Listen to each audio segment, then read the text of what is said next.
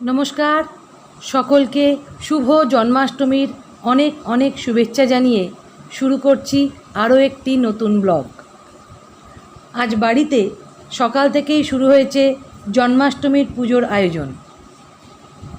এখানে রয়েছে গোপালের নতুন জামা এবং গয়না।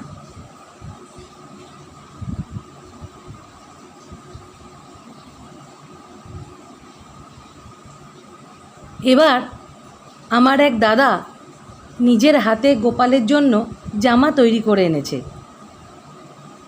নীল রঙের জামাটি দেখবেন, সত্যি দেখুন কি সুন্দর হয়েছে।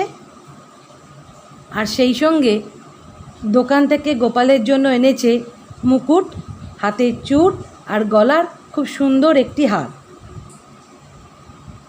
এই যে নীল জামাটা, আমার যেহেতু দুটো গোপাল তাই দুজনের জন্যই এখানে রয়েছে জামা আর গয়না।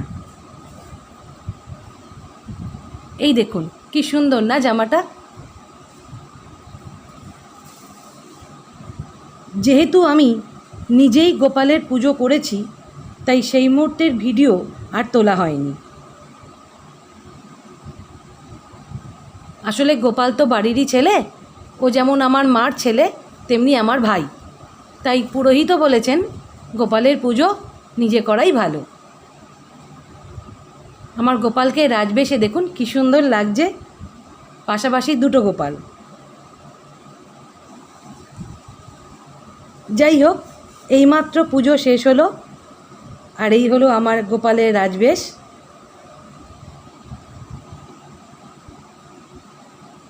নতুন জামা, মুকুট, হার, মালা পরে গোপাল আজ খুব খুশি।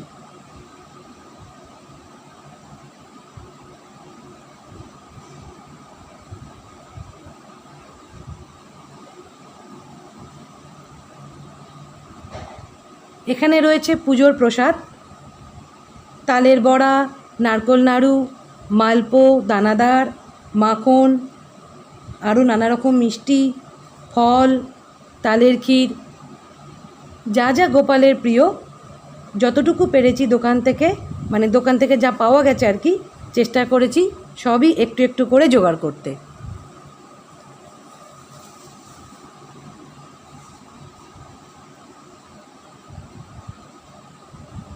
এখানে রয়েছে আমার মা সরস্বতী। মা সরস্বতীর এই মূর্তিটি অনেক দিনের, যত্ন করে রেখে দিয়েছি।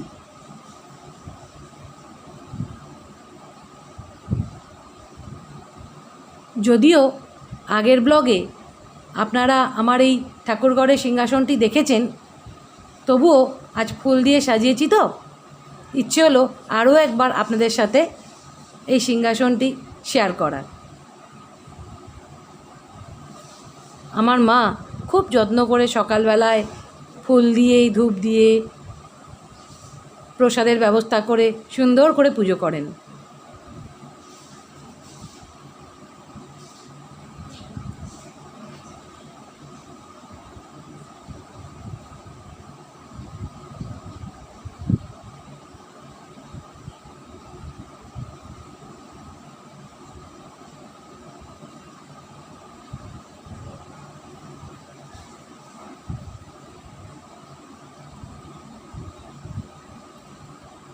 ঠাকুরঘরটা ফুল দিয়ে সাজালে মনটা কি শান্তি লাগে, তাই না বলুন?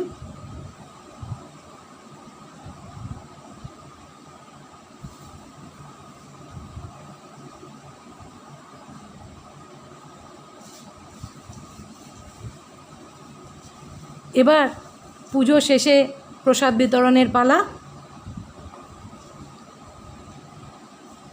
আমার মা পুজোর প্রসাদের থালাগুলো আমার হাতে তুলে দিচ্ছে আর আমি এগুলো নিয়ে এবার একটু কয়েকজনকে দিয়ে আসব। আর দেখুন, তার আগে নিজে সেজেগুজে একটু ক্যামেরার সামনে চলে এলাম। আত্মীয় পরিজন মোটামুটি যারা বাড়িতে এসেছেন তাদের সাথে কথাও হচ্ছে, আবার নিজেও একটু ক্যামেরার সামনে দাঁড়িয়ে নিজেকেও একটু দেখিয়ে দিলাম।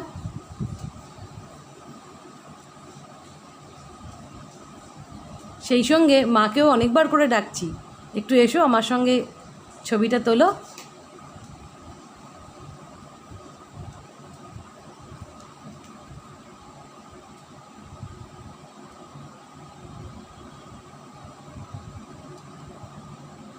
মা এখন খুব ব্যস্ত।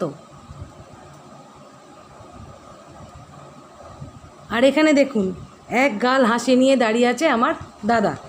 এই দাদাই কালকে গোপালের জন্য জামা বানিয়ে নিয়ে এসেছিল আর সঙ্গে ঠাকুরের গয়না। এখন কোমর বেঁধে ঢুকে পড়েছে রান্নাঘরে। এই দেখুন ঠাকুরের ভোগ হচ্ছে। মাকে একটু সাহায্য করছে, আসলে মার হাতে ব্যথা তো। আর এখানে দেখুন আমার দাদার কি অবস্থা। কদিন বৃষ্টি হওয়ায় ঠান্ডায় একদম মাথা ঢেকে ফেলেছে।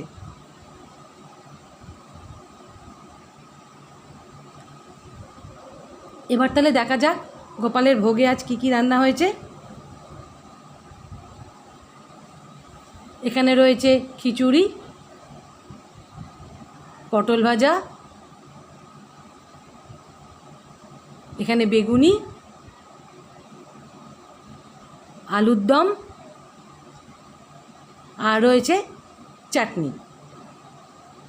আসলে ভোগের রান্নায় মাকে আমি সাহায্য করেছি ঠিকই, কিন্তু ভারী জিনিসগুলো নাবাতে দেখলেন তো রান্নাঘরে আমার দাদাও হাজির ছিল।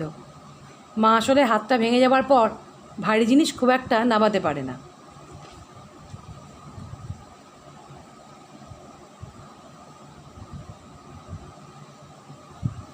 এখন সন্ধেবেলায় আর একবার গোপালকে নতুন করে সাজালাম। আপনারা বুঝতে পারছেন কি না জানি না, কিন্তু নতুন জামা দুজনকেই পরিয়েছি, মাথার উপর মুকুট। একটু পরেই শুরু হবে সন্ধ্যা আরতি।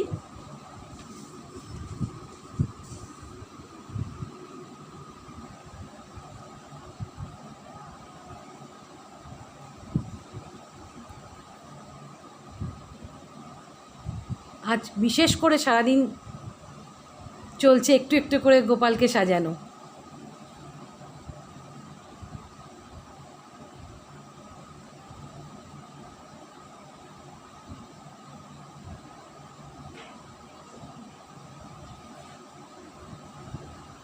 ছোটও আজ খুব খুশি।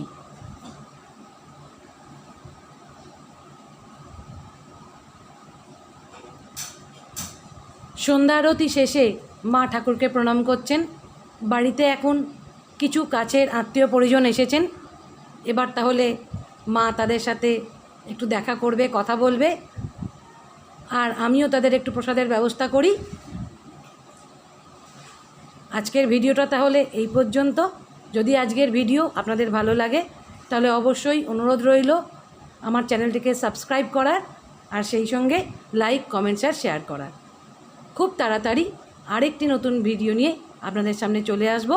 ততক্ষণে আপনারা প্রত্যেকে খুব ভালো থাকবেন এবং আনন্দে থাকবেন। নমস্কার, জয় শ্রীকৃষ্ণ।